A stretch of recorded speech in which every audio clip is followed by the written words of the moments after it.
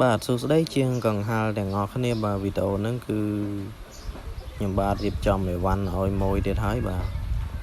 ដោយវីដេអូនេះគាត់កំងគ្រឿងក្រាស់កំប៉ុងហើយនឹងកំសៀវហើយនឹងឆ្នាំងបាយបាទអញ្ចឹងក៏ធ្វើការ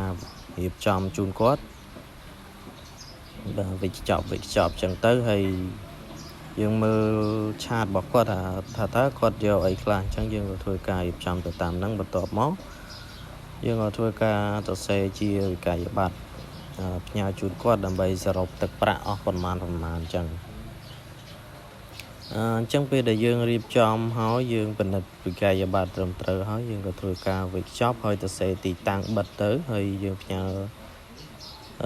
រូបថតឲ្យគាត់ទៅជាការស្រេចហើយបាទអញ្ចឹងនេះអីវ៉ាន់មួយភ្ញៀវទៀតបាទ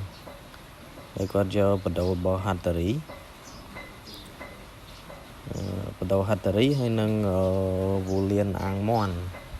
ឆ្នាំងអាំងមាន់បាទអញ្ចឹងក៏ធ្វើការវេចខ្ចប់ជូនគាត់បាទនេះគឺបន្ទាប់ពី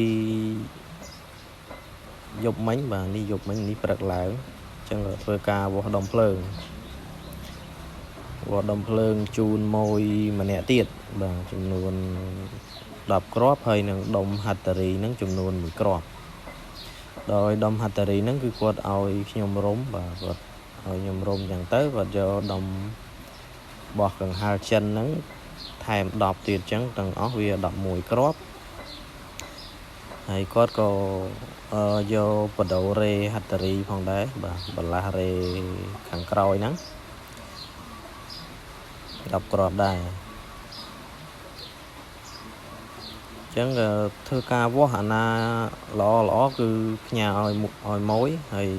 ក្របណាដែលខូចគឺខ្ញុំទុកដូរខ្លួនឯងដោយក្របខូចហ្នឹងគឺខ្ញុំអស់សេវាទៅដូរគេបាទអញ្ចឹងក៏ធ្វើការកត់វិក័យប័ត្រផ្ញើគាត់ហើយក៏វេចខ្ចប់ជូនគាត់ទៅបាទយើងពិនិត្យឲ្យត្រឹមត្រូវទៅបិទទីតាំងទៅហើយថតរូបផ្ញើគាត់ទៅជាការស្រេចហើយនេះជាដែរគឺគាត់បានមានមួយទៀតគាត់កំងប្រដាប់រុំដុំភ្លើងគាត់ថាពុំរុំដុំភ្លើងយើងហ្នឹងបាទអញ្ចឹងអរគុណសម្រាប់ការតាមដានបាទ